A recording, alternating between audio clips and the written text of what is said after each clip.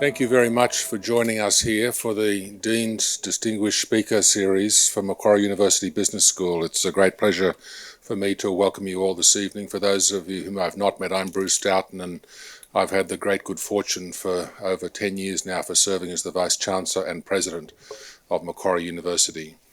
I'd like to start out by acknowledging the traditional custodians of the land on which we meet tonight, the Gadigal people of the Eora Nation, and pay our collective respects to their elders past and present. I think at this time it is opportune for us to pause and in the quiet contemplation of our own minds give thought to the juncture that Australia is at right in the next few days in thinking very carefully about the future of our relationship with Indigenous peoples of this nation. And I urge us all as we are here tonight and as we make our way home this evening to just give pause for thought about what an important time it is for reflection in Australia across this great nation around those important issues. And I would urge you to do that. The Distinguished Speaker Series arranged by our Executive Dean of the Business School, Professor Eric Knight, whom I'll introduce in a moment, is an opportunity to bring together friends of the university from various quarters, alumni, staff, business leaders, policymakers, advocates on various fronts, to hear about and discern over important matters of relevance to the Australian business community, to the position of Australia as a nation in our own region and as a global entity. And I think this evening we're very fortunate indeed to be partnering with the Business Council of Australia in the very twilight days of Jennifer Westacott's time with the Business Council of Australia as the former CEO, and I think in her penultimate day she shared with me with the Business Council. It's wonderful to have you here, Jennifer. Thank you for joining us, particularly at this time when you're in transition. Jennifer, of course, also serves as the Chancellor of the University of Western Sydney. Our own Chancellor, Dr. Martin Parkinson, the former Secretary of the Department of Prime Minister and Cabinet, is here as well. Martin, thank you for being here and joining us tonight. I'll shortly hand over to the Executive Dean, Professor Eric Knight, who's here on the stage as well, as we begin to contemplate the intersection between a couple of very important pieces of work that have appeared over the last few months in Australia. On the one hand, the Migration Review, chaired by Dr. Parkinson, and on the other hand, the Seize the Moment report under the auspices of the Business Council of Australia during Jennifer's time as the distinguished leader of that organisation for some years. It is, I think, an opportune time for us to hear about this and to think about the intersection of where Australia finds itself right now in thinking about our future and creating economic prosperity for Australia at a time when migration has been challenged during the COVID times, and as we contemplate the development of a skilled workforce to meet the needs of evolving industry needs and business needs in Australia. So without further ado, I'm going to hand over to the Dean and ask him to chair the panel for this evening with some interesting questions for our two expert panellists, and then an opportunity for questions, I think, from the floor. A welcome to you all. Thank you all again, and a warm welcome to you all this evening. Thank you.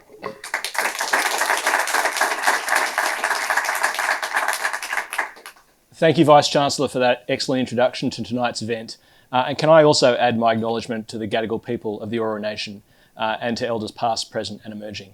Well, it's a great privilege to be able to talk about this topic with many of you here today. I can see amongst us political leaders, business leaders, university leaders, and indeed even international students within the audience. And I think tonight is a chance to kind of turn into some very important discussions that have been playing out in the country with some of the leaders who have led those discussions. And so what I might do is turn into some of the key points to lay out considerations that have been playing out in the business community publicly, and then I'll leave for questions. So please keep them in mind so that we have a good 15 minutes towards the end to incorporate that. So, Chancellor, I might turn to you. Well, we have two Chancellors here. I think he's Chancellor tonight. Yeah. Chancellor of Macquarie and Chancellor of Western Sydney University. I mean, I think I might start with you in the context of the migration review so that we use that as a little bit of a frame tonight. And I think that review opens in a very striking way, where you make the observation that 0.3% of the world's population resides in this great country of Australia, but 2.5% of the world's migrant population resides in Australia. And so that migration is an important part of the Australian story. And I wondered if you could use that as a way to give context to why the migration review was called on by this government and what some of the terms of reference to that were. Yeah, thanks, Eric. And it's a huge pleasure to be here with everyone. Look, the new government came to office trying to take a long-term perspective around some key challenges confronting Australia. I won't go through those, but one of those was actually what's the human capital needs that we have as a country, given the transitions that we need to undertake and the broader challenges that we face. Now, none of what prompted that question from them was new, right? From the time of the first intergenerational report in 2001, we've been telling everybody that the population is ageing. Dependency ratios are rising. What we didn't have in that 2001 period was what we've seen in the subsequent 20 years, which is the terrible deterioration in our productivity performance. What we also didn't have at the time of that 2001 IGR was the clear evidence that if the participation rate hasn't peaked, it's pretty close to it. So we were still able, we thought in 2001 we had this long runway to begin to adjust. Well, here we are, 22 years later, and we've done virtually nothing about those things that are identified in that 2001 IGR. And we have just kept repeating and repeating and repeating. These are the challenges that have got to be addressed. So now, we've still got those sorts of challenges which have been with us for a long time, but we now have to manage those against the need to build sovereign capability in a whole range of areas. Now, some of those were revealed by supply side weaknesses or supply chain weaknesses during COVID. Others of them relate to sovereign capabilities in national security and defence, given we face what is arguably the worst, well, in fact, I don't even think it is arguable. It is the worst, most challenging set of geostrategic circumstances since World War II. And at the same time, we've got to build the sovereign capability to manage the energy transformation. So when you think about this from the human capital side, government has only two levers. One is the education and training system, and the other is migration. And the really important thing to recognise is migration is only part of the problem. It's not the solution. It never can be the solution. Now, before I dive into the detail of what it is that you asked, I really want to draw that distinction out, because if you think about the press coverage, the media debates, migration is the problem. Exactly. Right? It's not being seen as the solution, it's the problem. Yet, and that relates to housing affordability, transport infrastructure, provision of social services, you name it. It keeps being sheeted home somehow to migration has caused this. The real problem here is actually the short-sighted approach to policy, which we've seen manifest in the unwillingness to address the things identified in that 2001 IGR and every IGR subsequently. Now, that short-term approach you can see today in the sort of ideas people have about how you tackle some of the challenges that we face, right? People say, we've got shortage of labour in this industry. Let's just throw cheap labour at it because we can get it from overseas. They don't stop and ask, well, why don't Australians, whether they're citizens or residents, want to work in that industry? Is it a sectoral issue? Do we as a nation have an aggregate labour shortage, in which case why we're not investing more in labour-saving technologies? And what I'm really saying here is that to start to think about these issues, you've got to move right away from the discussion of migration, because a lot of this goes back to short-sightedness in other areas of policy and the absence of planning. So the government basically has the job summit where Jennifer was at, and the government could already see dimensions of this issue when they decided to commission the review.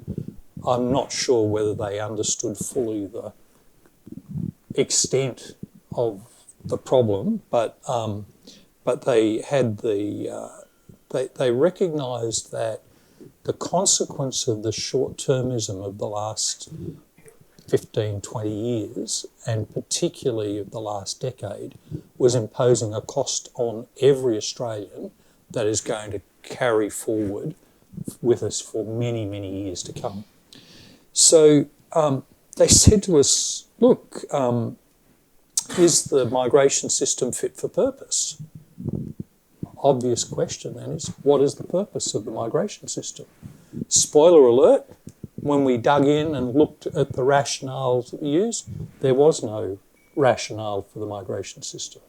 And this is again really important because we have prided ourselves for a long period of time on running a migration program that was heavily oriented to skills, and it was about building our nation.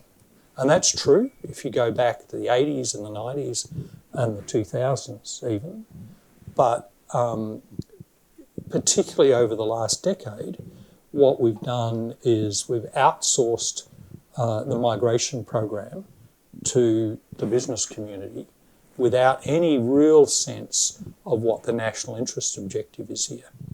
Now, before you sort of like, what the hell is he talking about here? Let me put it in concrete terms. The permanent migration program has bounced around between about 150,000 and 250,000 a year for decades. That's fantastic. But actually, on any night in Australia, there are over 2 million people who go to sleep here who are not actually Australian citizens or residents.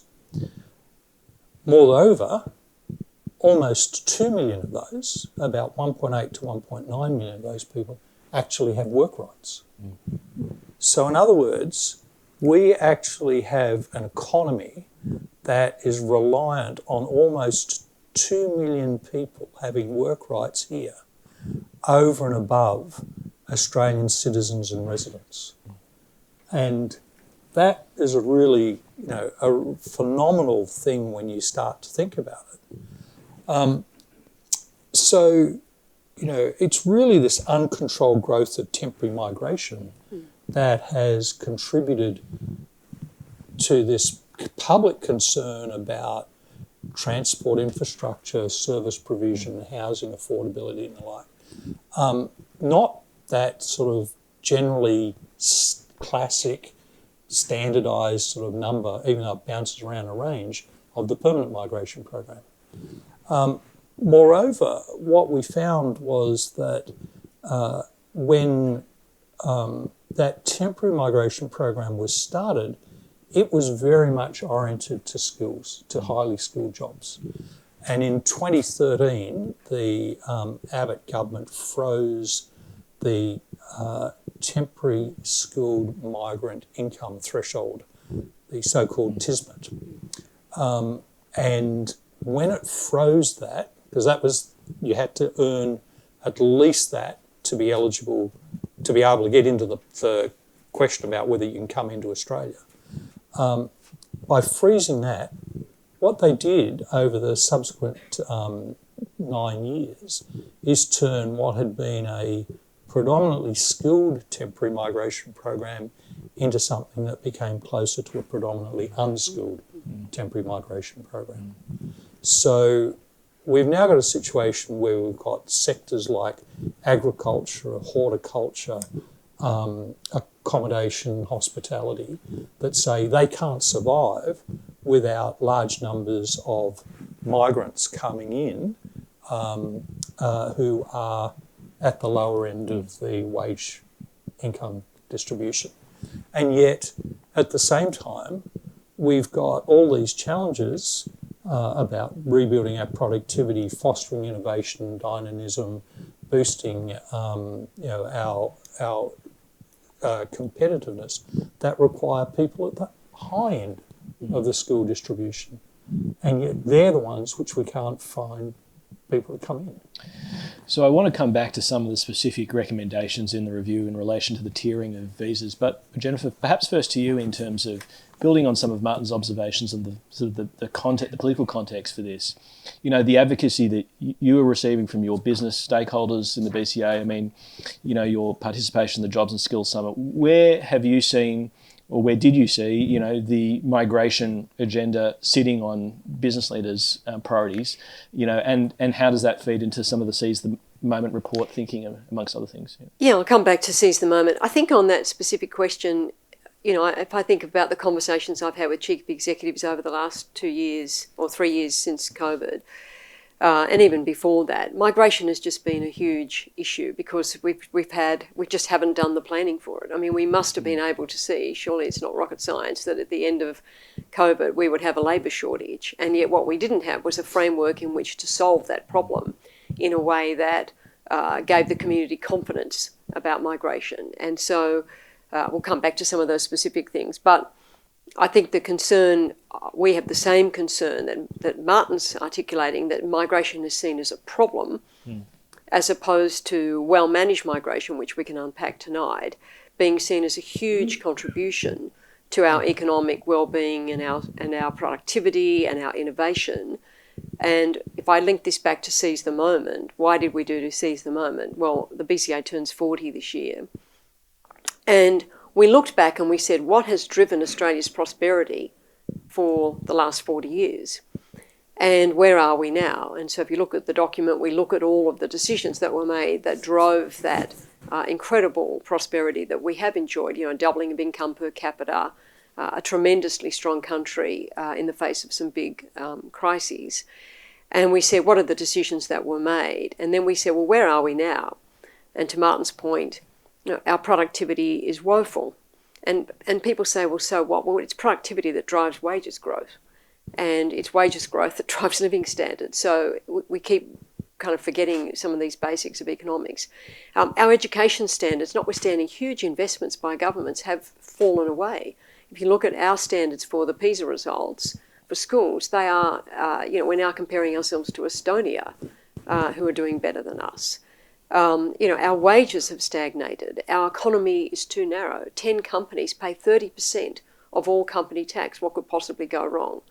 So we looked at those things, and then we said, okay, we have these tremendous endowments. We have these huge challenges coming towards the country, some of which Martin's talked about.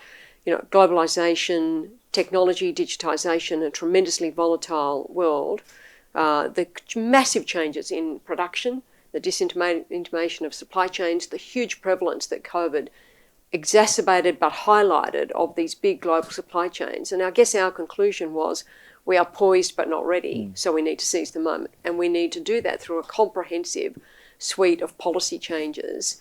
And to not do them, and Martin uses this expression, as do I all the time, will mean that we just sleepwalk into lower living standards. And that puts the country both strategically, economically, socially at a greater level of risk than it is today. And so we called for 6 big shifts, but just a couple of them, just to sort of go back to this conversation we're having tonight. The first is to diversify the economy, and that's always debated, I know, amongst economists about picking winners, and we have a big chapter on industry policy, and we say the first thing is to get the fundamentals right.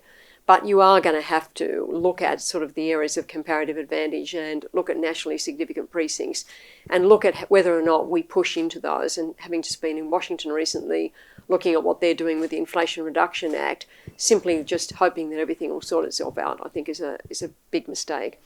The second, and this goes to our conversation tonight, is to unleash the potential of people. And we spend a lot of time on the skills and migration system and how they need to work together, and we'll unpack that in the conversation tonight. The third is to be more outward looking and to make sure that we are making ourselves available for these global supply chains.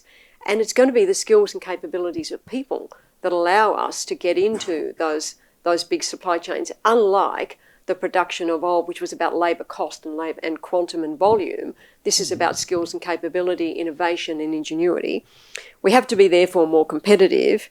We argue, of course, as the Business Council, you need to be private sector led, but you also need effective government, particularly around the things Martin's talking about in respect of the intergenerational report, the huge cost of an ageing population, of the NDIS, of some of the government services. And we do have to think through the narrowness of the tax base and the narrowness of the tax base in terms of population terms that is going to exacerbate those problems. So just to come back to the conversation tonight around migration, I think our report makes a very clear statement that if we don't get the people side, the human capital side of the equation right, we will not seize the moment. We will be left behind.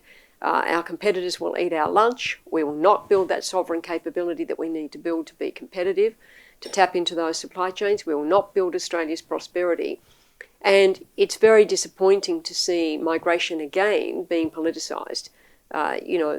Migration is not the problem. The lack of planning, the lack of forward decision making, the lack of doing the things that we outline in the multiple recommendations of Seize the Moment, they are the answers to the problem. And to scapegoat migration, I think, would be a very backward step for the country. So, Martin, I wondered if you could pick up this notion of the framework. I mean, we've laid out some of the kind of structural challenges here, declining productivity, ageing population, and we may soon see what the government's response is to the review. But taking your advice to the government as a kind of a frame for the question, what do you regard as the key elements of the framework that's being put forward in this review that are most important in addressing these issues? Yeah, look, I think the first thing to recognise is that we didn't write your traditional review report, right? Your traditional report says there's 53 recommendations that thou shalt do A, B, C, D, so on. And what we recognised here is that once you start picking up all the rocks in this area, all of these issues are so interrelated that were the government to choose this area over here to start its response to the migration, and it has to, because this is a 10-year rebuild. This is not something that you can do quickly. It is so badly broken. But if they start, for example, with the temporary migration program, and they choose, this option, that option, that option, then that actually will influence over here how they might need to think about a whole range of other things within the migration program. So what we did is we tried to give them directions for reform and show how these things were interrelated. As yet, we're yet to see all the elements of the migration strategy. But the decisions taken to date, which is rebasing that TISMIT, so it went from 53,000 where it had been in 2013 up to around 90,000 now. Some of the decisions that were announced last week in the context of the release of Christine Nixon's report and what Jason Clare did around student visa rorting and migration agents all line up with the broad thrust of the review. If we look at the sort of key elements that haven't been addressed yet, and look, there's a lot around the legal structures of the migration program, the need to rebuild the human capability and the systems capability of the Department of Home Affairs, parent visas, settlement service. I'm going to leave all that aside and just focus in on temporary and permanent migration. On permanent migration, it is very clear that while we should be choosing migrants that are able to boost productivity, foster innovation, add to our skill base, contribute to economic growth and social cohesion, we're not, right? The way the permanent program works, it's points-based. Everybody gets pretty much the maximum number of points. And so what's the discriminator? Did you study at an Australian regional university? Are you working as a temporary migrant in an Australian region? None of that goes to the issue of how best do we pick people who are going to be successful in Australia and are going to contribute to Australian success. So we suggested move to a 10-year planning horizon and start to think in terms of net overseas migration, not the permanent program or the temporary program. And by going to the 10-year horizon, tie that and tie the states into a planning system that means that we've got jobs and we've got infrastructure and we've got housing. For permanence, we said you've got to recalibrate the points test, and there's a range of ways you can do that. We've got to take a wider approach to attracting the high-skilled migrants, because in typical Australian fashion, we think the rest of the world wants to come here. Actually, if you have a look, we have slid down dramatically the attractiveness rankings for the very best migrants in the world. They're not interested here now. And when you have a look at the countries they're ranking ahead of us, it should come as a real shock. We've got to ensure that we minimise the lost potential from the migrants who do come here, and that's partly their partners. The settlement services could, if they operated more effectively, could help us draw in the skills and capability set of the partners of the primary skilled migrant, where a lot of those are actually more highly skilled or more highly educated than the person who actually comes as the primary applicant, and getting those people back into our workforce or getting them into our workforce would be a no-brainer, because it would boost participation. It would contribute to better outcomes overall, and it wouldn't add to the population because they're already here. The other thing is a more coordinated approach to skills recognition. This is one of the great disgraces of Australia, that crossing state borders, you need to go through different skill registration systems. And you can come into Australia with the Commonwealth having said that your qualification is equivalent to the Australian qualification, and then you can be refused licensing because some other body has decided that, no, we know better. For temporary migration, we suggested that while you should retain sponsorship, that is, the employer should still be choosing the migrant, you should get rid of bonding, because bonding, which is essentially forcing you to be an indentured worker to that employer, is the root cause of a lot of the exploitation. And that means then also flipping around how you might charge employers for bringing people in. At the moment, employers are forced to pay large upfront costs. No reason why they should do that. You could turn this into a trailing fee, and if Eric, you came as a migrant to work for me, I chose you, I sponsored to bring you in, and it turns out I'm not a very good employer. You could go and work for Jennifer. And the difference is that the fee would switch to Jennifer and could be paid as a trailing monthly or quarterly fee rather than now I pay it all up front. We thought there should be a sharper focus on and easier access for the truly highly skilled. So you referenced the three-tiered approach. Our view is that if you're earning 1.x times average weekly earnings, and we didn't specify what that was, but what we're really trying to say is if you're at the upper end of the income distribution, you've got agency. You're not going to be exploited. You're often coming in as an intercompany transfer, or you're a really highly skilled individual. We don't really need to spend any time worrying about whether you're going to get exploited. At the bottom end of the distribution, well below, below Tismet, those people are lower wages, predominantly lower skilled, more vulnerable to exploitation. You need a lot more, risk-based compliance activity down there.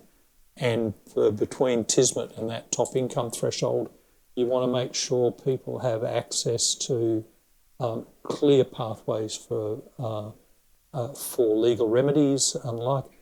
But again, they have a little bit more compliance obligation on the employer than for the very top end, but less than at the bottom end. We thought the other thing that was really missing was clarity about who can, who cannot stay in Australia and the available pathways to permanency. And the reason why that's important is because what we've done without ever setting out to do it, and I'm sure that if the Australian public had been asked, they would not have agreed to this, we've created a guest worker program with a permanent underclass of people who are temporary migrants. They have no pathways to permanence. They have no idea what their status is, but we also don't force them to leave. And the very last thing that we recommended with both permanent and temporary is get rid of skill occupation list. Yeah. They are outmoded. They are based on the 2001 structure of the Australian economy. And if you look at the sorts of jobs, particularly at the high end, that we have to fill, you cannot find them on those lists because they didn't exist back then. And even though the lists have been updated, they're still fundamentally flawed in their structure. So can I maybe use that as an invitation to you, Jennifer, to work out where the business community should be advocating most strongly in terms of addressing some of the pain points that the community has talked about in terms of being able to attract skilled talent into companies. And you may have other things to comment on here, but I did note that Dan Andrews, who's one of the economists with E61, who's linked in with Macquarie Business School, had made the observation that notwithstanding the broad sway of temporary migration, productive firms better use the skilled visa pathways. And I know this review thinks about those high income thresholds amongst other things. I just wondered to what extent you think this is going to clear the system, create an opening for companies, and how we might best situate that in terms of addressing the issues in the business community's been calling for here. Well, I think they will go a long way to addressing that. So first, just pick up a couple of things Martin has said. So first of all, the occupational lists have been absurd. And I remember when there was that big clampdown on 457s and the Business Council went through those lists and people had put people on 2-year visas who were incredibly skilled people. And there was no way you were going to attract those people onto a 2-year pathway, and people had misclassified jobs. People thought, some of the jobs in retail were store managers, and why do we have to bring store managers into the country? And these were, of course, the big buyers, the people who buy across the whole of a supermarket network, the big innovators from other jurisdictions. So I think a couple of those really crucial things, getting rid of the list, which I think are just outdated. And I don't think, to be honest, can ever be updated because the rate of change in task and labour market formation is happening so fast. By the time you've finished list number 644B, those jobs will have dramatically changed. And I think business is the best able to say, what is the skill I need to bring in order to advance this part of our activity. I think then at that high end, to Martin's point, and we've been a very long-term advocate for this, that needs to be a lighter touch, a much lighter touch, because you're effectively, talking about people, and we've sort of said, like after around 120,000, really, at that point, people are not going to be exploited. Their risk level is low. They are in the high-skilled area, and we should be not really putting too much government intervention there, and allow businesses to get on and do that. That doesn't mean businesses don't have to do the training and development. They do, and we'll come back to that in a minute. But I think that really, those two things, I think really help. I think really trying to get, and you've recommended abolishing labour market testing. I think really looking at what we actually are trying to achieve with labour market testing, and whether it's playing a useful role and how much red tape and friction is in that system. Then I think the thing that business is also wanting some review of is the skills levy. So at the moment, people are paying very substantial fees into a levy for which they have no insight into how that money's being spent. So if I said, has that money been spent in closing the skills gap? I don't think anyone can, well, certainly when I've asked the question, no one can ever give me an answer that's satisfactory. So I think those kind of architecture things that were reset at the Jobs and Skills Summit, business was very supportive of and remains very supportive of. The architecture that Martin's review has outlined, I think, is the architecture that companies have been looking for. What we have suggested is that you go a little bit further and really incentivise companies to do some more work on the training side of things. So we've been calling for a trusted trainer model where companies, where they are leading the way in investing in training and workforce development, get some of those more efficient ways of managing visas and skilled migrants into their workforces. But what business has been calling for is a planned approach to this. And I think for all of the red tape that has been in the migration system, what we have found, and what Martin's review has found, and what Christine Nixon's review has found, is that the system lacks integrity. So all of this red tape has actually produced a system with gaping holes in integrity, and it lacks purpose, and it's not fit for purpose for the labour market that we need. And it's been too difficult for people to basically get the skill sets they need. And I think you've got to leave that to the business community to identify those skill sets rather than getting people to fit into these very narrow occupational casting. And then the final point, which we might get into later, is I think people want to see better planning of this. They want to see what the rules are so they can do it, and no one has argued more than I have that you need to get the business community has to do workforce planning effectively, but it's very difficult to do that without the kind of framework that's now being proposed. It's very difficult to do that without the integrity measures that are being proposed. So business has got to do that, but at the same time they need a system that's predictable and reliable. Final point is the flip side of that coin is the skills system. And we have been, and there's a long chapter on this in Seize the Moment, a very passionate advocate for reform of the skills system. Because if we're going to really manage the human capital needs that we're talking about tonight, and we're going to face into those challenges that confront us globally, our skills system is not fit for purpose either. And the government has a number of reviews on VET, on the Accord around higher education, on schools, on early childhood. But that system does not work in a way that allows people to upskill quickly. There is no proper recognition of work-based learning. And so if companies do want to train and they do want to lift their effort on training and skill development, there's no way that is able to be portable and recognised across the labour market. And that there be a funding model that removes the distortions about the kind of subjects that people are taking that are not always consistent, in fact, very rarely consistent with what the labour market really needs. So we've got to see these things as two sides of the same coin. If you don't fix the skills system at the same time as you're fixing the migration system, then you just end up with another set of distortions later on. Yeah, look, I couldn't agree more with everything that Jennifer's just said, but particularly that last point about you have to look at this as a holistic system. And if firms don't do effective workforce planning, they're going to lose the social licence. They won't be allowed to bring in migrants.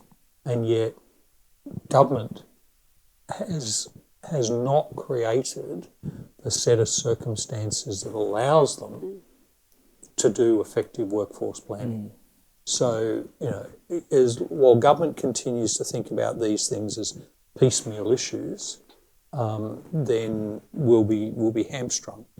I think big opportunity here is Jobs and Skills Australia, Absolutely. and you touched on JSA right at the outset, and the interaction using JSA to help identify where the skill gaps are that migration can be the niche filler, because it's got to be the niche filler. It can't be carrying the weight. The training system's got to do that. Education training system's got to do that. That's absolutely the issues that have got to be addressed. And I can see the government sort of edging to this. It's got, Brendan O'Connor's doing some good stuff. Jason Clare's doing some good stuff. Claire O'Neill's and Andrew Giles are trying to do some good stuff. The question is going to be, what's it look like when it's all on the table? Absolutely. And does it fit together and coherently? So maybe I can turn into that, and you've made reference to the occupation list. You've also made reference to how we think about the skills system and the right level of planning versus business choosing. And so maybe here I put on my business school dean hat. We talked about this earlier, but business schools have been traditionally a recipient of a lot of migrants over the last decade into Bachelor of Business, Bachelor of Commerce and so forth. But any serious Bachelor of Business and Bachelor of Commerce should be bringing technology into those degrees. That's why we're reforming our business degrees in the business school. But if I think about, on the one hand, the removal of the occupation list that this talks about, so that business can decide where the jobs are, and on the other hand, in the education system, seeing post-study work rights attributable to certain courses named in particular ways, Masters of Engineering but not Masters of Management. How do you get the right system there between, directing but not over prescribing, what parts of the skills system are going to benefit, and actually fully mobilising the power of business to hire people into jobs irrespective of the courses that they've graduated from? Well, it's a very technical kind of set of issues there. Look, I think it is, without repeating myself, it is about making the two systems work together.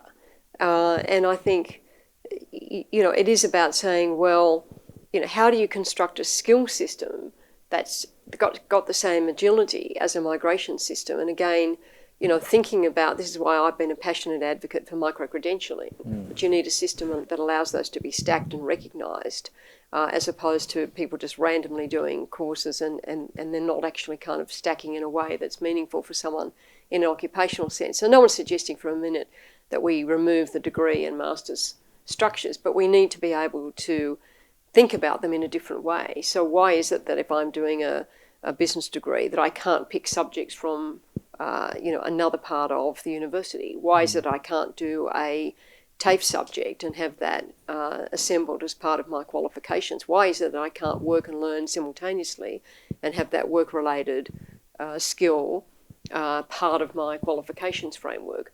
Those are the things that I think have got to be thought through about agility without losing quality and without losing comparability. Now, that's not an easy set of things to manage. In many respects, and I wonder whether the employment white paper wouldn't have been better coming after the Accord and the all of these things, so that you could see how this was all going to fit together, because you're going to have to change funding systems. You're going to have to change incentives so that people, and you've got to put those incentives onto companies and individuals, not onto providers. And I think the way the education system has been designed, is about a provider-led system, whereas the kind of agility that we're talking about really needs to shift to a kind of learner-centric, employer-centric model. Now, that is very complex to do, and as a Chancellor now, I've been advocating this in the BCA for years, but as a Chancellor, of course, you need funding certainty as universities and institutions, but it's not impossible to do some of this. And I think there are areas of the labour market where you can start to make inroads into some really dramatic changes in the skills system. But, to Martin's point, this is going to take a decade. Yeah. It's very complex, this. Yeah, and look, the other thing is just very quickly on the migration dimension of it. Your graduate visa can take you up to 8 months to get after you've graduated. So we've both done exactly the same course. We've got exactly the same results. Jennifer goes onto the job market straight away. I can't, because I'm an international student, I can't apply really seriously to an employer until I got my visa. Yeah. So I'm not competing with Jennifer, I'm competing with the potential crop who haven't turned up. The other thing is, ex post, we've got very generous post-study work rights. Ex ante, the employer doesn't know whether I'm actually going to get that. And give you examples, right? It was pointed out to us that if you want to be a CPA, you've got to have 3 years post-study, post-graduation work, and yet the visa that a lot of those people were getting was for 2 years. Yeah. And you saw the same in electrical engineering areas, electrical trades areas, where the visa length was out of sync. And yet what we do is we give them a visa, and then we give them another visa, and then we give them another visa and another visa. And it's just a mess. It's not at all intended to actually deliver the outcomes that the country needs. I mean, I think that's a huge commendation to the review, and if the government follows that, because it allows talent to be on a level playing field regardless of their country of origin, so that a company that has a skill issue and is looking for talent doesn't need to have applicants tick a box as to whether or not they're permanent residents, because they'll pick the best person, and it will be a easier and more seamless process thereafter. But that's not the only issue, right? I mean, one of the things that is very clear is if you look at the post-study work experience of our international students. So if you come out with a bachelor's degree, you should be in ANSCO classification 1, that's high skilled. Let's be generous and say not everybody's going to get their first job there. You'd expect them to be in 1 or 2. In actual fact, 51% are in the bottom 2 of the 5 categories, which essentially says they've got virtually no, they've not picked up any skills. So here we are, these people come into Australia, they pay us to educate them, and yet they're not actually getting into jobs that we have supposedly educated them for as universities, right? So as universities, as a sector, we've got to own this and face up to it. Yeah, it's a and big issue. work integrate. Jennifer was talking about on-the-job training. Well, work integrated learning and internships have got to be part of this. Yep. The other thing is, we don't have to give every international student, when they graduate, work rights, right? Because you do need to think about, is that person gained a set of skills that are important for Australia? Right? Because we do want people to come here and be educated, but they won't necessarily be educated in an area where we think it's priority for us. Those skills may be very, very useful in other countries. We shouldn't necessarily think we have to give it to every student. The one thing I'd say that if you're sort of going to prioritise a whole lot of things, one thing that the Employment White Paper flagged, which I've been banging on about for years, is some kind of digital record. You've got to mobilise this system. It will be complex. So the way to make it less complex from the employer's point of view, and big companies tell me this all the time, I want to be able to see a candidate's credentials. I want to see a full array of those credentials. I don't want to know that they just did, a master's in business or a bachelor of business at Macquarie. I want to be able to see that they've done the Google certificate in advanced analytics. I want to be able to see that they've spent X years doing blah, blah, blah, blah, blah. We have got to quickly do that, because what I'm concerned about is we'll do all of the vertical policy work, but it won't come together in a way that actually has utility for students and employers. And then back to something Martin said earlier, we have got to come to terms with mutual recognition or proper recognition. If you still have that system, we get all this stuff that we're talking about today fixed up, and you still have states applying different requirements, or you've got this bizarre inability to recognise international qualifications that puts a lot of friction in the system. Then I'm not sure you kind of start to solve all of the big problems. But I would put serious priority into not overthinking a digital passport, but at least getting digital standards so that we can actually get digital records, because I think that will be the thing that mobilises what will be an inherently complex system. I mean, people want things to be simple, but this is not an area, and I think Martin's review shows this, you can't do simplistic things here because you lose the social licence to operate pretty quickly. And I think the government's been really wise to pick the integrity issues first, because I think they've got to build trust in the community about the role of migration, and having those integrity issues out there not solved, I think, is a mistake. I want to come in the closeout to sort of some of the Western Sydney issues and state planning, because I see we have Rob Stokes here and he'll have interesting thoughts on this. But just one final other piece, Martin, to you. I mean, I thought there were some very interesting passages in the migration review where you were getting into the intricacies of universities. And I wondered if there was anything more beyond what you've said about that sort of tension between, on the one hand, having the uncapped student places on the international, and on the other hand, capped permanent migration, into the long term. And where that was pointing to in the review, and you had a couple of tables there on university research funding and so forth. I just wondered if there was anything more you wanted to say about tensions in the system and how we get the right whole there for the country and with the right expectations of people coming into the country. Well, I think there are tensions, right? I mean, and I just alluded to that. There are some courses where large numbers of students go through, where their skills that they come out with in that course will never be in shortage in this country. So why should we necessarily prioritise those for pathways to permanency? We may well decide that we still want to encourage students to come here and study those, and even give them post-study work rights, because that rounds out their experience. But we need clarity about who can stay, what they need to do to be able to stay, and who can't stay and when they need to go.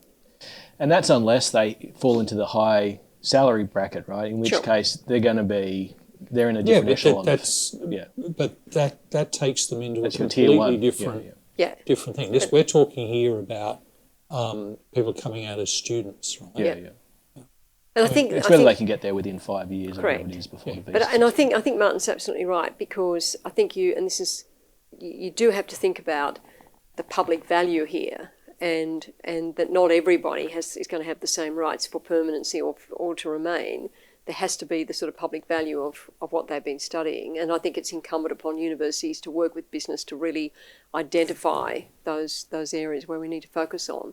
But similarly, we've really got to make sure we're very cautious about doing things like capping temporary migration, because that's a very blunt instrument to solve a very complex problem. And we, during COVID, we understandably made some very kind of, hard and cut decisions, but they had consequences. And they had consequences that took a long time to recover from. And I'm nervous about, these kind of blunt decisions that we then say, well, we didn't mean it for this group, and we didn't mean it for this group, and we didn't mean it for that group, as opposed to sort of making sure that the system has that integrity as its underpinning, that it has the flexibility that Martin's review has put into it, And obviously, that you really put the responsibility on business to do the workforce planning and to run the system effectively. And of course, we haven't really talked about exploitation much tonight, but the Business Council's had a long-standing view, and I have a personal view, that we just have to work harder on this. I mean, companies that are doing modern slavery reports at every audit committee, how often are people really looking into their domestic supply chain and asking how many people are on indentured labour contracts in your domestic supply chain, not just in your international one? So maybe now turning to the west, as we look out west and see the sun set on a part of Sydney which both Western Sydney University and Macquarie University have a strong interest in. We're looking at a part of Sydney where I think 50% of the residents are born overseas, 50% speak a language other than English.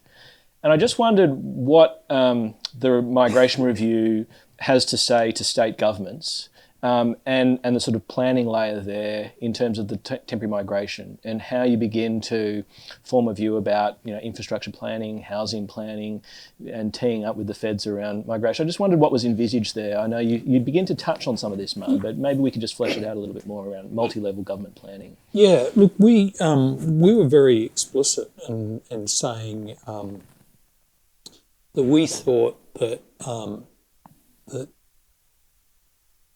if the states and territories want access to being able to identify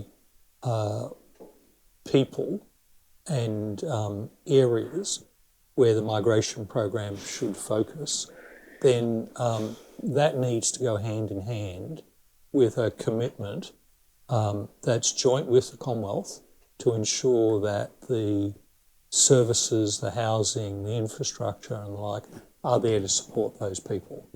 The thing that is truly, truly striking is how woeful has been the success, the absence of success is overwhelming for the regional migration programs. Why? Well, you take migrants and you dump them into the regions, and lo and behold, they find the regions absolutely unattractive for the same reason that the Australians didn't go to the regions, or in fact left and went to the cities. So if you want to make the regions a magnet for population growth, you've got to make the regions attractive. And that goes to housing, connectivity, service provision. Think about in our lifetime, from the 1980s, what have we done to the regions? We've ripped out service provision from them. If you haven't read it, read Gabrielle Chan's little book, with people having to go hundreds of kilometres to do a TAFE course of the most basic levels.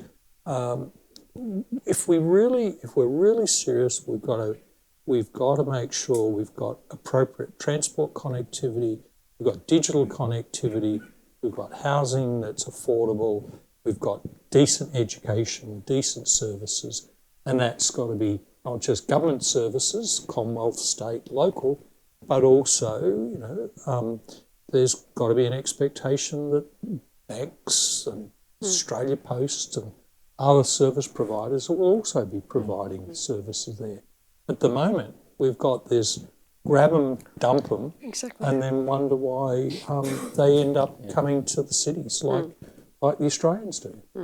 I might give you the last word here, Jennifer. On Western Sydney? Yeah, sure. Look, I'm obviously the Chancellor at Western Sydney University, but I also chair the Western Parkland City Authority, which is looking at the city around the 3 precincts around Badgerys Creek Airport, or Nancy B. Walton Airport. So let's just quickly go to Western Sydney. So I think people forget Western Sydney is the 3rd largest economy in Australia.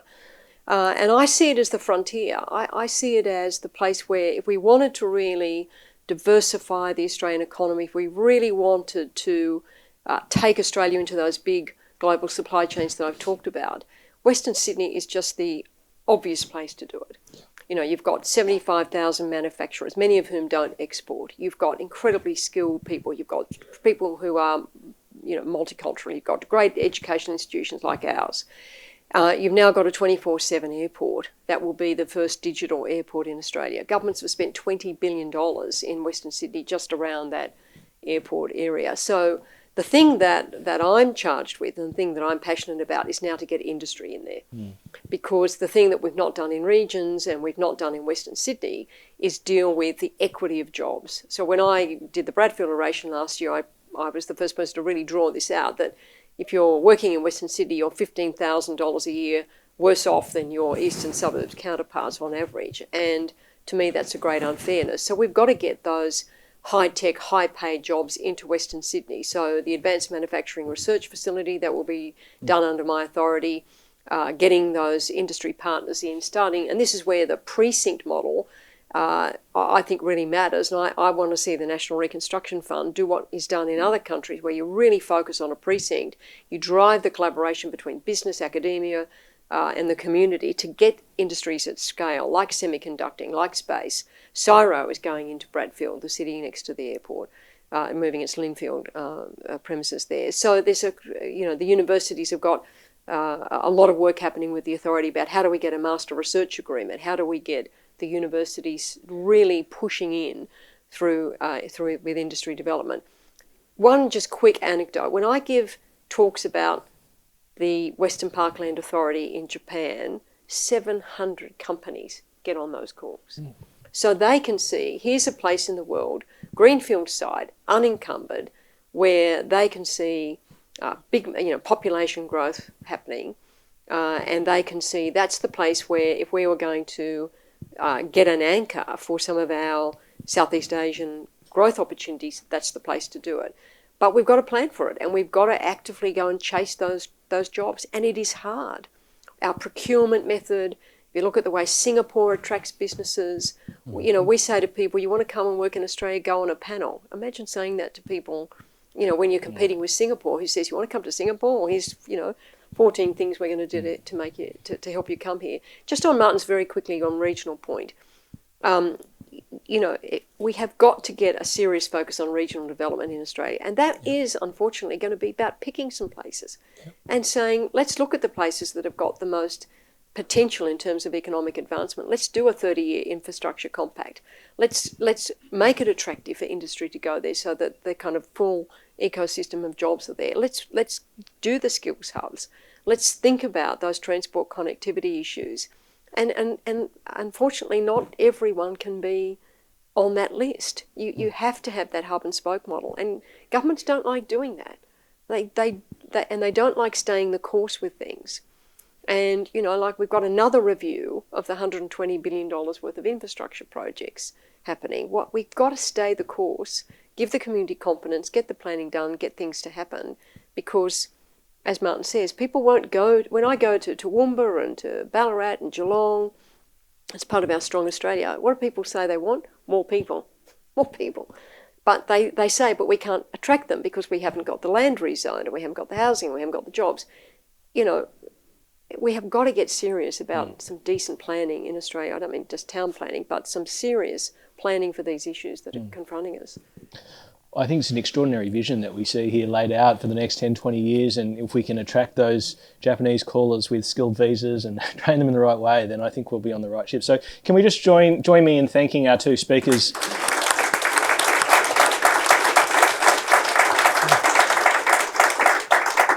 For canvassing such a wide array of ideas. And I think that gives us about 10, 15 minutes now for questions from the floor. I know some of you have sent them in advance, but just given where the conversation has gone, can I invite anyone who has a question to put their hands up and maybe introduce themselves as well?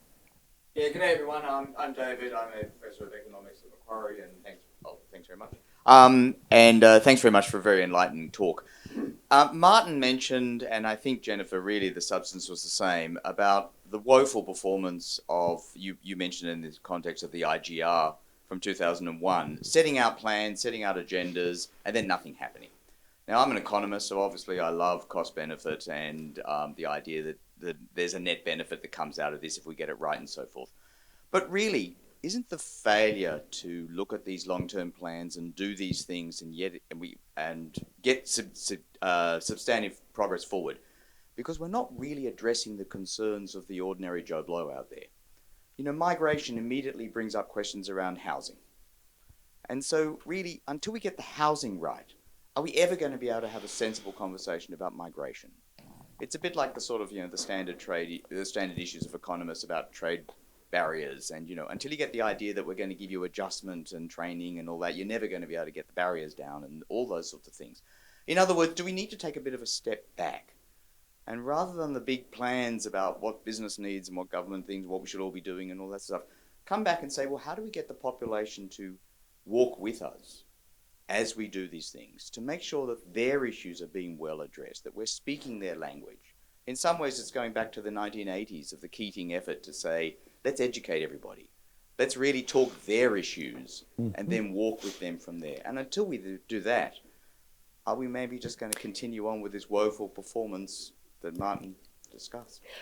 Well, perhaps if I can start. I mean, as part of the Seize the Moment work, we did a very, very, very big piece of research, like a serious sample size. And 2/3 of people supported migration.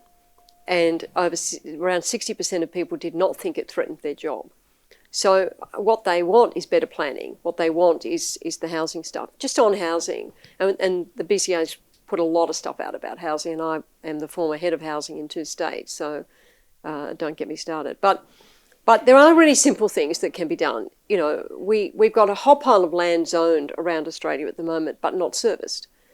And, one of my kind of requests would be, if we're going to reprioritise $120 billion of infrastructure money, maybe we should carve off whatever it is, but I don't think it would be a colossal amount of money, to say, let's get all that land serviced quickly, de-risk the cost and stop that cost being passed on to consumers. We've done almost no innovation in housing product in Australia. We haven't done build to rent. We haven't looked at innovative financing. We've left our public housing system, which I grew up in and then ended up running, in tatters, really. Maintenance liabilities that are unfunded, people living in very, very difficult circumstances. Getting your public housing house when I was a kid was like your economic saviour. Now it's your social, trip to hell in some cases. So why aren't we doing the things that they did in the UK, which is break up the housing stock, put it into housing associations, put the ownership into different models of housing associations so that you attract private capital. The amount of private capital that is in the UK system is staggering. And that capital stayed very stable even during the GFC. So I totally agree with you on housing. Why aren't we, doing exempt and complying development? So if you're, and densifying some of the areas, particularly the middle ring suburbs, by saying if you build these kinds of housing to this kind of standard, you are not going to have to get a merit-based planning approval. Why aren't we thinking about just upping the density a little bit? Paddington is 20 dwellings per hectare. The average land release is about 8. That's not really confronting to people in terms of high rise. Of course you're right. We have to do that stuff with housing, and I've written and spoken about it for years. But I also think that you can't, the point of Seize the Moment is we've run out of time to do one thing. We have to be across a lot of domains now because we have fallen so far behind. And the IGR, the latest IGR, just shows the gap that governments are going to have to find $140 billion just for 5 things. And that, I don't even think that included education, did it, Andrew? And, one of them being the interest bill on the debt. So, I just think the point of Seize the Moment is we've run out of time. Yeah, I think that's a really important point. Interesting observation. Both of us grew up in public housing. And look where we got. And yet you look at the outcomes out of public housing now, here we've turned it into a dumping ground. Absolutely. But look, if we want to tackle things like the energy transition, we all accept that we've got a design one, build many, right, mindset. Actually, if we want to crack the backlog in housing and various infrastructure areas, we've got to basically design one and approve it for many. Exactly. Because otherwise, David, the solution you're arguing for or you're suggesting is, well, we stop migration for the next X years in the hope that everything catches up. Well, think then about the economic dislocation you're going to cause, and governments are not going to be spending that money on the catch-up. They're going to be dealing with all the other problems that have suddenly been revealed. So I think, don't get me started on why do today's politicians not bring the public along.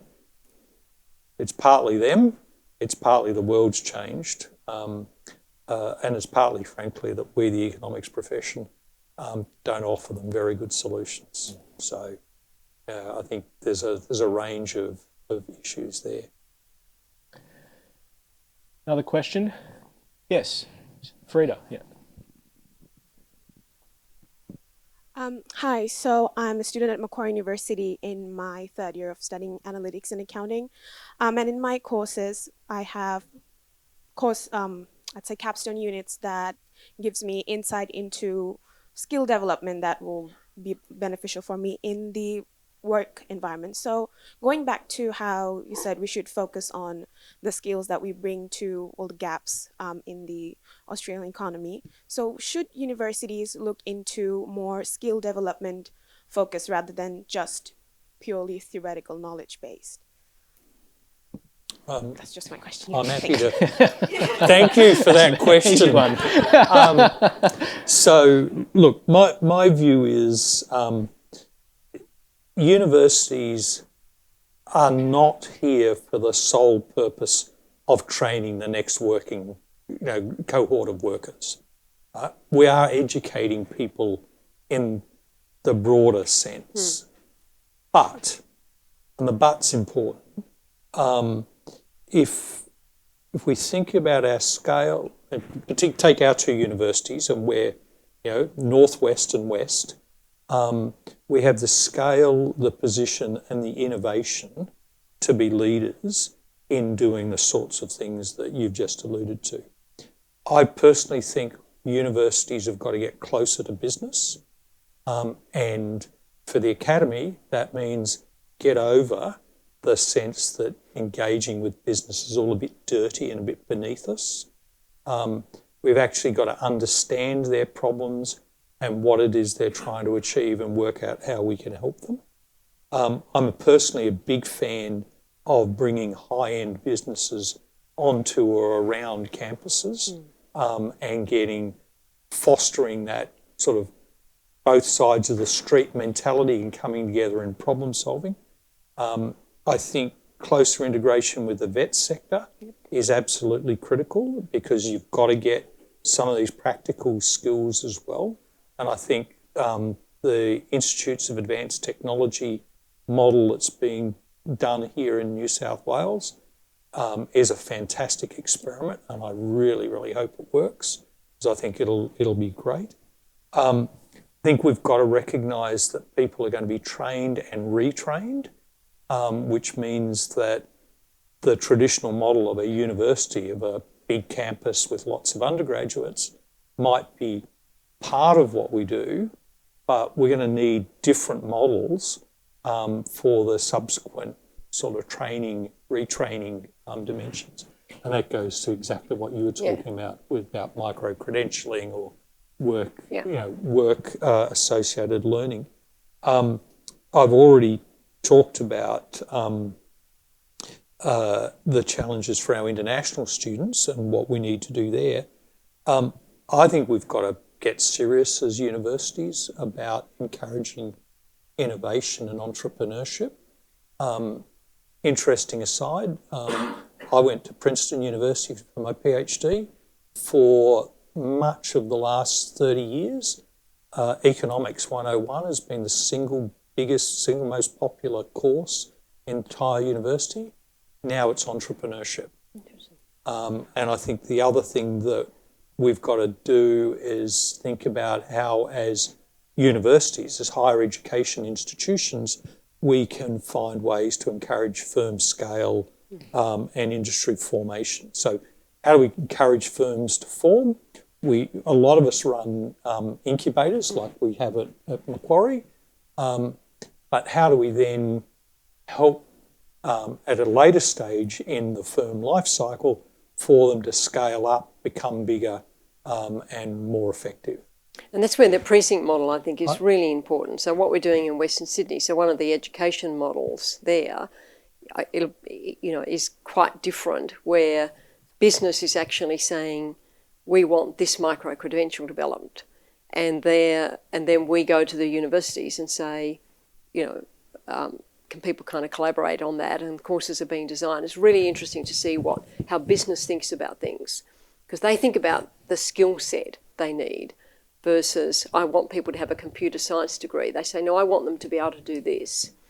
And that translation, I think, is something that universities have got to get better at. How do you think about someone saying, what I really want is people who have kind of got computational thinking skills.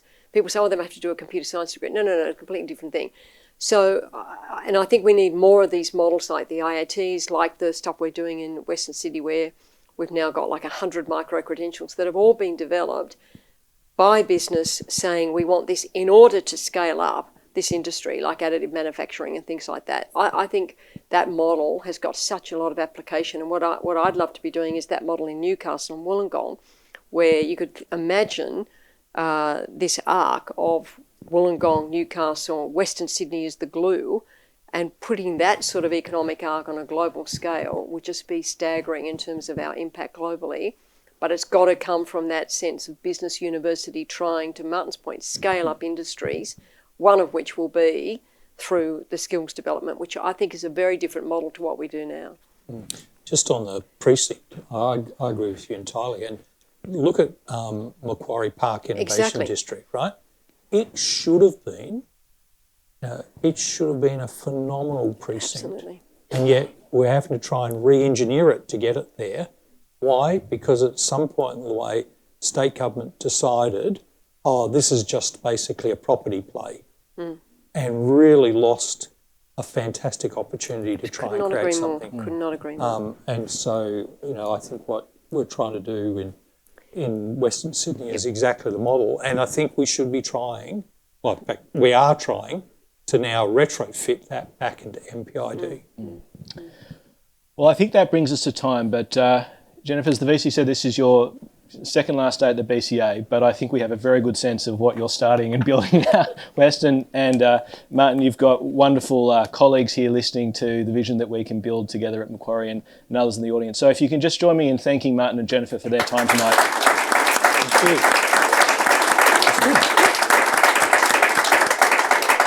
We now have some food and drinks, so please feel free to network, mingle, and please stay in touch. We do have various ways to bring cadets and interns into the business school, so be in touch if you ever do want to have a follow-up on that particular point. Thank you.